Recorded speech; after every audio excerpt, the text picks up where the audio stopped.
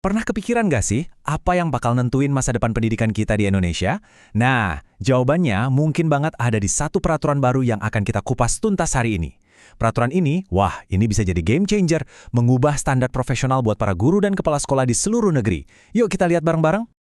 Nah, ini dia angka kuncinya, 21 tahun 2025. Ini bukan sekedar angka biasa ya, ini adalah nomor permen, singkatan dari peraturan menteri, yang jadi penanda sebuah perubahan besar. Perubahan dalam cara kita melihat dan menetapkan standar profesional untuk guru dan kepala sekolah se-Indonesia. Oke, peraturannya baru. Terus pertanyaannya, emang ngaruhnya apa buat Anda? Buat para guru, kepala sekolah, atau siapapun yang berkecimpung di dunia pendidikan. Nah, itulah yang mau kita cari tahu sama-sama hari ini. Apa sih artinya peraturan ini buat karir dan sekolah Anda sehari-hari? Kita mulai dari bagian pertama. Ini adalah sebuah tonggak regulasi baru. Penting banget nih buat kita pahami. Ini bukan cuma sekedar update kecil-kecilan loh. Peraturan ini tuh benar-benar membangun fondasi baru, menetapkan standar profesional yang baru untuk semua jenjang, mulai dari PAUD sampai sekolah menengah. Lengkap. Dan ini nih, poin yang paling penting. Peraturan ini bukan cuma sekedar saran atau panduan ya, karena statusnya Peraturan Menteri Permen 21/2025 ini sifatnya mengikat secara hukum. Artinya apa? Artinya semua sekolah formal di Indonesia, tanpa terkecuali, wajib hukumnya buat menerapkan ini. Nggak ada pilihan lain, ini keharusan. Oke, kita udah tahu apa peraturannya.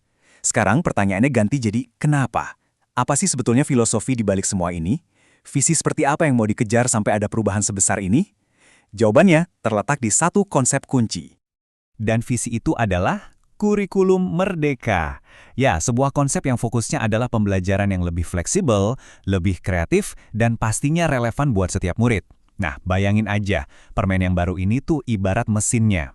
Mesin yang dirancang khusus untuk menjalankan visi kurikulum merdeka ini, biar bisa jalan di semua sekolah. Bahkan nih ya, di dalam peraturannya sendiri disebutin secara gamblang, tujuannya adalah untuk mewujudkan visi pendidikan berbasis murid. Jelas banget kan? Ini penegasan yang kuat. Ujung-ujungnya, semua standar baru ini, semua aturan ini, muaranya cuma satu, memberikan yang terbaik untuk para siswa. Titik. Nah, kalau mau mewujudkan visi yang berbasis murid tadi, langkah pertamanya ya harus dari gurunya kan? Makanya, kinerja guru sekarang didefinisikan ulang. Yuk kita bedah gimana sih akuntabilitas para guru kita bakal berubah drastis dengan adanya peraturan ini.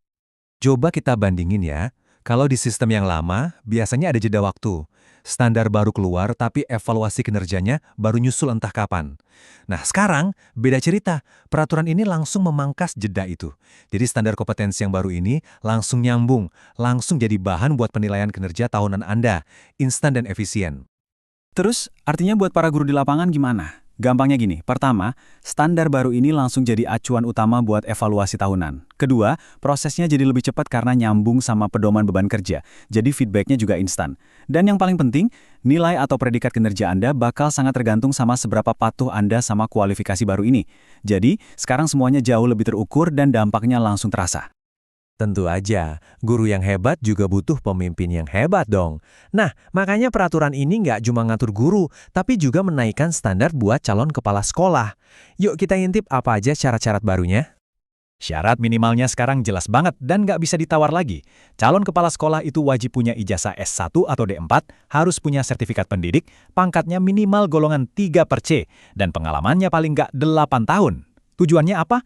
Ya biar setiap pemimpin sekolah itu dari awal udah punya fondasi profesional dan manajerial yang kokoh.